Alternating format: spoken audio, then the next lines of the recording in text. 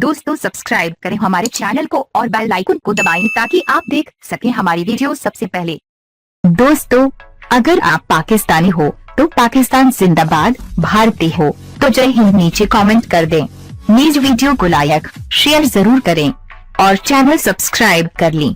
मैं हूं मोहम्मद आशर एक और नई वीडियो के साथ। पाकिस्तानी बल्लेबाज बाबर आजम और अफ्रीकी बॉलर डेल स्टेन का टेस्ट सीरीज में मुकाबला बहुत देखने को मिला। पाकिस्तान के विराट कोहली के नाम से मशहूर बाबर आजम ने पूरी टेस्ट सीरीज में जब भी अफ्रीका के सबसे कामयाब बॉलर का सामना किया तो उन्होंने चौकों की बारिश की। एक ओवर में 4-4 चौके तो कई बार लगे। यूं डेल स्टेन की बाबर आजम ने इस दौरा पर खूब पिटाई की और दाद समेटी। अगरचे हफीज के मामले में डेल स्टेन हमेशा से खुशकिस्मत रहे और उन्होंने मुतअद्दिद बार क्रिकेट के प्रोफेसर को आउट किया।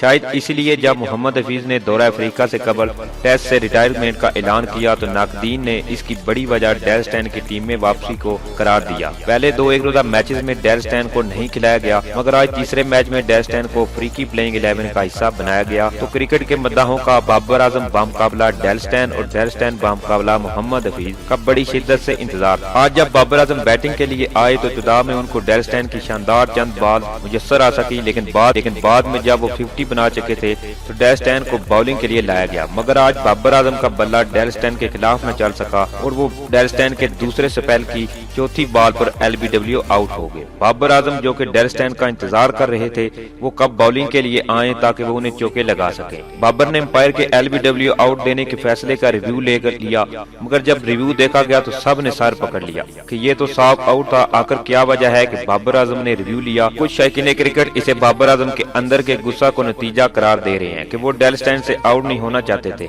मगर अब बाबर आजम को ये कौन समझाए कि ये तो खेल का हिस्सा है जनाब। एक दिन बल्लेबाज का तो अगला दिन बॉलर का, जो कि आज डेल स्टेन का था। बहरहाल मोहम्मद हफीज आज डेल स्टेन से बच निकले और मैच में 50 भी बना डाली है और यूं एक मुकाबला डेल स्टेन ने जीता तो दूसरा मोहम्मद हफीज ने। तो दोस्तों आपकी क्या राय है? अपनी राय नीचे कमेंट करें।